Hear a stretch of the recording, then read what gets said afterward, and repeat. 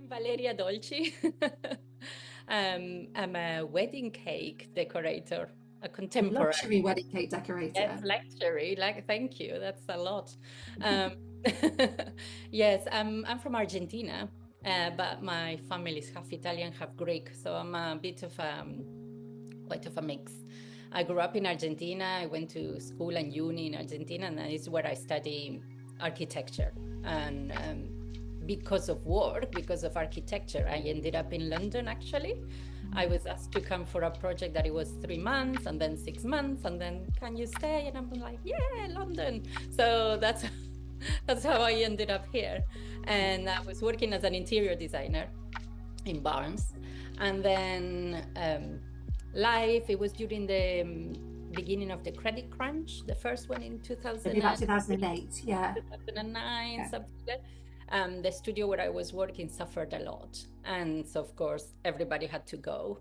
And it was a very tough period for me because I was like, okay, in a city, I don't have my family. I didn't know my now husband at that time was my boyfriend. Yeah. So that was an incredible support. Mm. And he was like, no, you should go. You know, he's always pushing me to do best and to be a better person. So that was his support amazing. And I think I spent quite a few months trying to find another job. And I ended up in marketing, international marketing, making, I will use my languages. I I was can going to do say, I bet your languages came in really yes. useful there. Yes, and that's how. But in the meantime, when I wasn't working and I was a bit depressed, Howard gave me a present, a course for a cupcake decorating, a 1 day cupcake decorating course, and I didn't know anything about sugar pay. I didn't know anything. I was going to ask you that. Like, had you any history prior to this of making cakes or doing anything like with baking at all? No Nothing. baking. I was constantly cooking, always at home. My mom is a great cooker, half Greek, half Italian, so like Oh, wow. flying through the roof constantly. Yeah. Um, one portion is to feed an army, two portions to feed two I was gonna armies. say- And I bet the meals are just absolutely amazing, aren't they, as well? Yeah. Yes.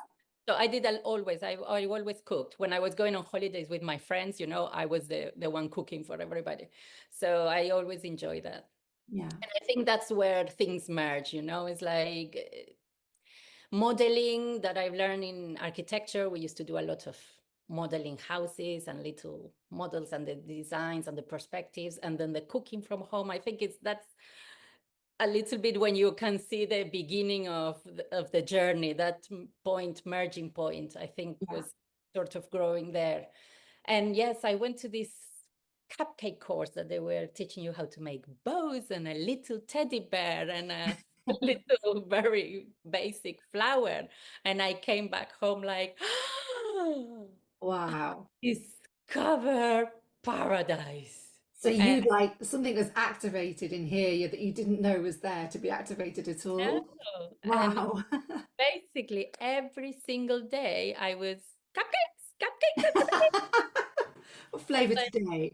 yes, making cupcakes. And I was like, oh, I should look for a job, not making cupcakes. So basically that was it. And then I kept playing and playing and buying one extra tool and another little mold and a cutter and things like that. And eventually I found my job in marketing and ended up being an account director in marketing. But I kept that. It was just a seed that went inside me and I never left. And it was like, you know, my free time, my hobby, my distraction was making little decorations, cakes for friends, and take it to the office, things like that. Yeah. And when I left my work for maternity, then I never went back to the Yeah. office. I stayed at home because it was very hard for me to be in a place where I didn't have my platform of people. Yeah. You know, you don't have your past here, or like, you know, oh, that doctor, I know him, or, you know, I know that dentist, or I know my mom's friend or something. I didn't have any of those things. Right. So for me, it was easier to stay with my daughter and raise her than just go back to the Um, office. So yes, and I think that's when my cake basically flourished completely in that but period. did you have that point where you took a step back and thought, I'm just going to take a leap of faith and start my own business? Well, I did when my daughter started primary school. Yeah. That's when I said, right, this is it. And it's when I registered my business and I did all the admin and I was like, okay, now it's It's real. getting real.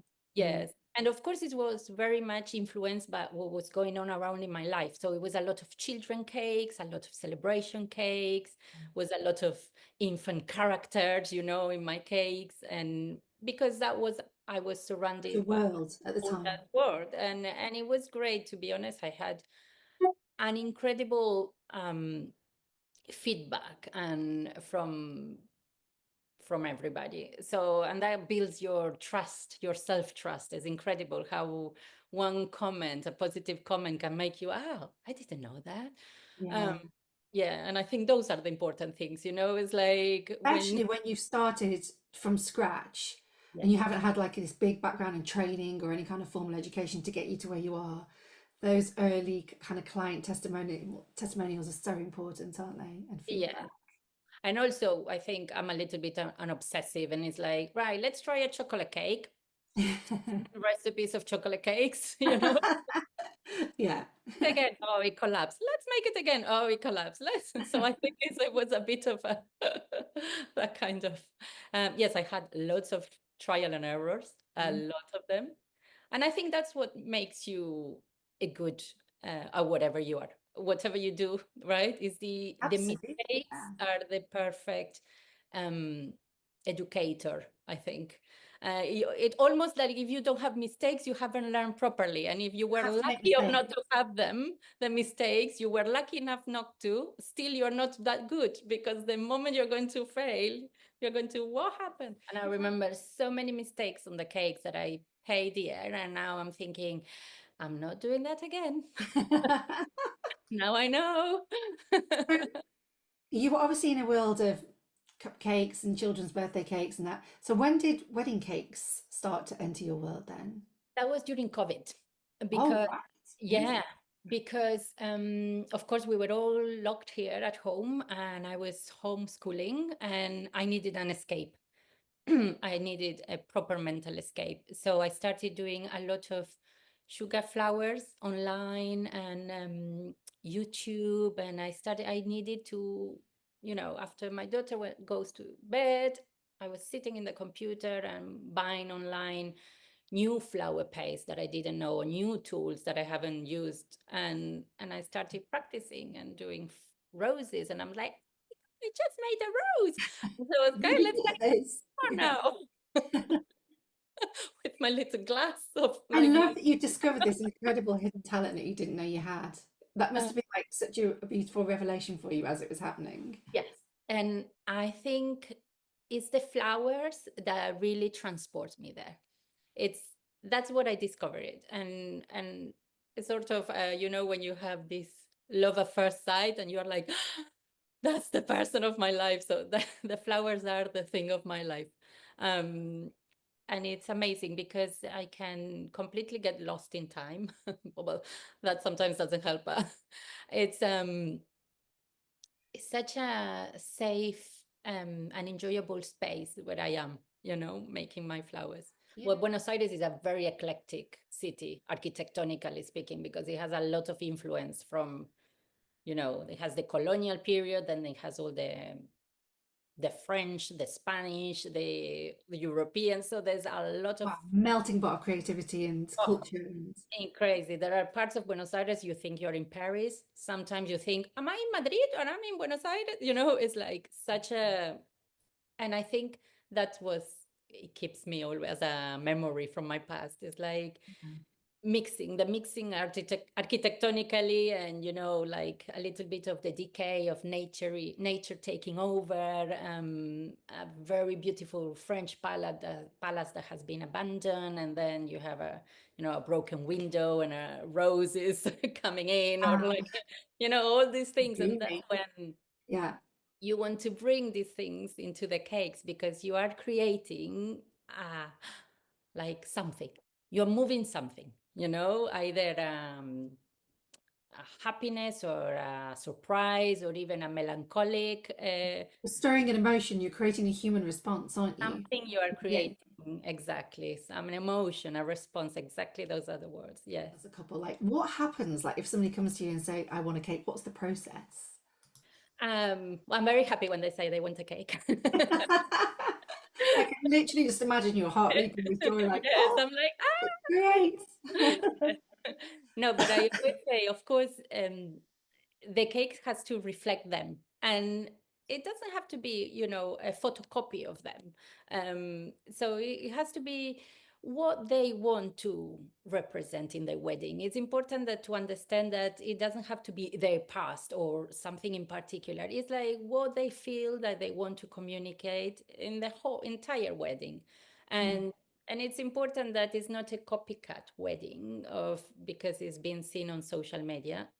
Maybe right. that's what they want. And to be honest, it's valid because it depends where you are in your life, right? As well. Of But course. those people might not get aligned with my cakes. But the people that are looking more something, to represent them, Mm. that's when we really align and we can out a lot. And usually we start chatting. I think there's communication is number one. So a lot of chats, and I don't say, okay, we have one Zoom consultation and that's it. And it's like, let's come back to it. Let's go back. Let's Keep it keep, flowing. Yeah. yeah, let's talk again in a month or something, or let's Mm. explore that idea. And I think it's very important to talk and to feel what they want to express. And maybe there's people that are very excited about how they met in a trip somewhere and they want to bring that into their cakes. And I'm thinking, perfect, that's a great element to work with, and then you start talking about elements of nature that they were in that trip or in that place, or even not even particular elements, but just feelings or light, or, it's like everything was so white or everything was so sunny because it was summer. So elements and that you can incorporate and that can determine colors, feelings, textures, flowers. Flavors. Yeah. Exactly. And then of course you want them to be cohesive with the rest of the wedding parts. Yes. You want to know who are the florists, who are the photographers, who are, the planners, the venue. So you can feel a sense of, right, I know where is the aesthetic going. And Yes.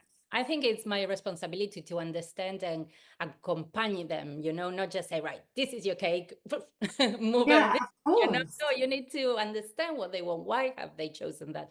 Also, with cakes, we come towards the end of all the wedding planning, no? Once you have everything, Yes, you go, and that's quite normal, isn't it, for people to sort I of think think about their so. cake once they've got their venue and the florist and the dress and most other things sorted, they start thinking about the cake.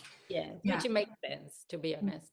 It makes sense. So it's, sort of my responsibility, I feel, some of to understanding what they have and suggest something that goes with all their aesthetic or, anything that they want to communicate in the weddings. But Yeah. also, I always tell them, make sure you make the most of the moment with your wedding cake because it's not a dessert. It's not, you're not buying pudding for Yeah. everybody. Yes. You are paying a dear amount for something that it has a lot of thinking behind, a lot of, just make Work them. of art. It's your Work own of art. commission. You're commissioning a work of art for you and to show your guests. In the Renaissance, Mm. the big families in Tuscany, they used to commission pieces of art just to show the rest of the people what Yeah. they were good at and what they were proud of. And so Yeah. do the same with your cake. You are proud of your wedding. If not, you wouldn't be doing it. Yeah. Or Work of you art. could be very proud of you and do something really small. Still, make, even if it's small, make it cozy and warm. That's what you want to communicate. Yeah. Go for it, which is, I love things like that anyway. Yeah, I love it. I'm just, as you talk, I'm just looking through your Instagram feed at all of these Oh. beautiful cakes. And I love that some of them are, I mean, your sugar artistry is just like Oh, exceptional. But I love that some of the cakes are quite small, and I can imagine them being in an intimate wedding, but they still look yeah. like absolute classic works of art. And then there's obviously other much bigger, more extravagant. I can see where you brought in like architectural influences and texture, and it's so, so amazing. But I think don't go with a trend because it's just trendy. And then in 3 months, it's going to be, old fashioned. It looks old. It doesn't, and I think sometimes the classics, the originals, the completely outside the box, those are the things that stay, Yeah. because of they're too good or too bad, but they stay. It's also important for us to be able to guide the couple to understand what they want, because sometimes you don't want, it's like you don't know what you want. And Oh, it for happens to me sure. Yeah. with other things, I definitely know how I want my cake because I work on that. Yes. But for other aspects, it's like, what car do you want? Oh, I don't I mean, know. I think that's a Something really with four important, wheels. it's such an important message to convey during this video because most couples, the majority of couples and brides especially, they arrive at this wedding planning point in their lives and they don't know where to start. Like with me, I run a wedding blog now, an internationally recognized wedding blog. But before I got married, like weddings weren't on my radar at all. I didn't have a clue what to do, what they were all about, or where to even start. And most people don't. Most people aren't naturally design led, are they? No, and you don't have to also, you don't have to know how you want your wedding Leave it to cake. the experts. Ex- That's yeah, why you're paying them. exactly. And not only accept what the expert does, like make guide you to see what you want or what you could have and if it aligns with you. And I think that's very important. I had recently a bride that she was telling me, I really don't know what I want, but I'm going to have these flowers and I really like the colors. I was like, perfect. Yeah, because she doesn't realize how much information You she's don't feeding you know, but and you how do much you can know. take from that and kind of build on. Yeah, those conversations are so important for a designer of whatever they're designing. Exactly. Yes, exactly. So actually, you do know what you want. You Yeah, you just just don't didn't know that know you knew what you how to wanted. say it. Yeah. So that's why I'm thinking the communication is so important. And then let that to me. I'll give you a couple of proposals, depending your budget, depending the number of guests, depending your Yeah. venue as well. It needs to align with the venue a lot. You're in a context. You're not just a wedding cake wherever Yeah. you are. So there's climate conditions that can affect your cake. Oh, that was one Oh, of the questions I was actually going to get onto later on, but I can ask it now if you like, because I know some incredible luxury cake makers who are so talented, and I am always left baffled thinking, how the heck did you get that? Like okay. from your kitchen to the venue safely. Like I would be petrified. Like, can I ask you how, like what? I know. Well, To there's reassure the a bit couples of listening. petrification going on anyway. I, f- to begin with, I am crazy about the internal structure of the cakes. Right, It's a building, it's not a cake. right, yes. So it's not like weak scaffolding or anything. It's like it's No, proper no. solid foundations. Proper structure, Yeah, I think how the weights are going to travel, where are the columns, where are the pillars, yeah. That's the internal of Excellent. the cake. Mm, And second, you need to consider, of course, where are you going to take the cake and what's the design? So many times, most of the time, I transport the cakes in dismantle in parts and yes, finish at the venue right. because it's also my responsibility to make sure they receive a cake that is in the state they expect. It's like I'm not going to risk it to go with a cake like this in the boot of my car just because, oh, that's it, doesn't matter, it broke a little. I don't think that's fair. Yeah, So for me, the safest way is to take it in parts yes. and finish it. Sometimes the design doesn't allow it, which it happened to me quite recent because it's very carved, and I haven't put it on my Instagram, so it's not there yet. But it's a very artistic three different cakes. Mm, Um, that was like almost like an art installation that you could walk around the three cakes, and they wow. were all very much carved, and and they had to be transported whole and finished from home. My heart was here. I I drove just over honestly, an I hour cannot and even begin 40 to minutes. imagine that. I think that, you taking that stress away, I mean, the couple probably might not even think about it, but I just cannot even begin to imagine the stress of having to get the Yeah, cake from the place it you've made it to the place that the couple needed. I would be absolutely was just. very stressful.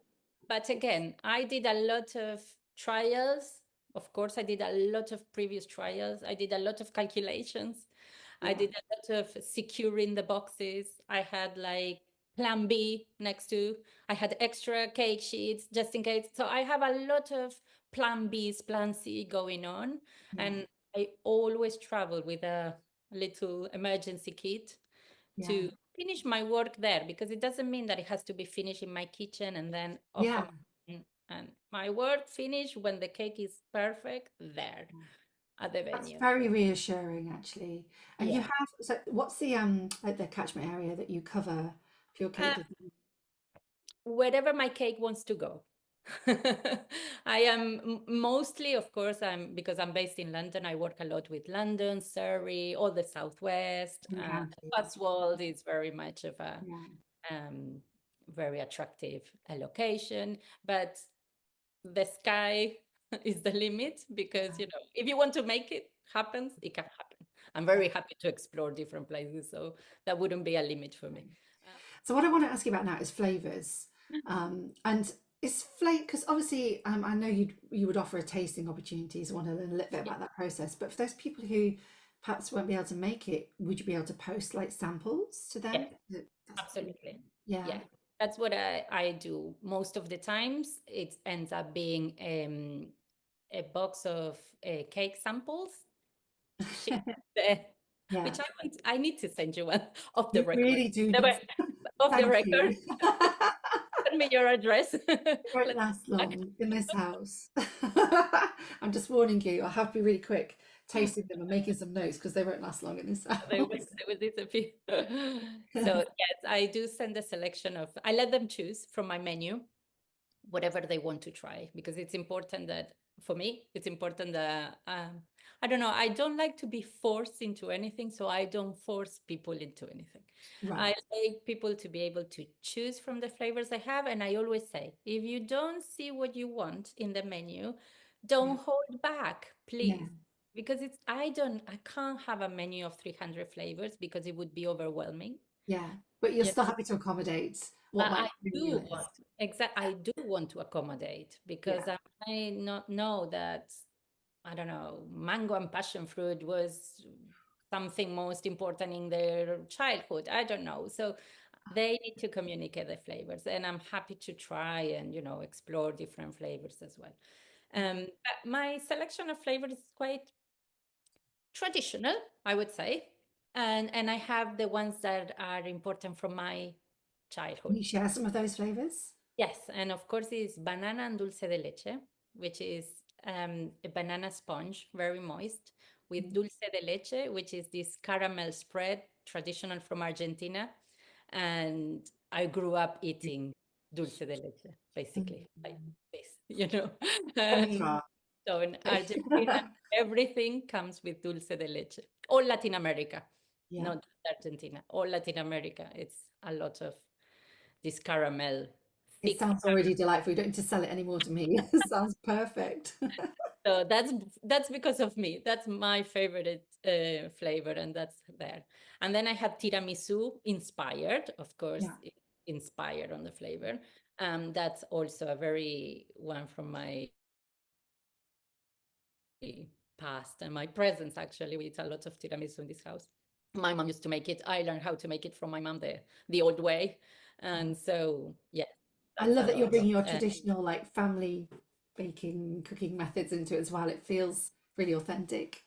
Yes, I've learned a lot from family, and I think I enjoy bringing those things into the cakes, the jams. I like to make my own jams and things like that, and try, I don't know, different things. Of course, I did a lot of savory food with my family mainly, but you can translate the dynamic of it, of the homemade process, into the uh, Mm.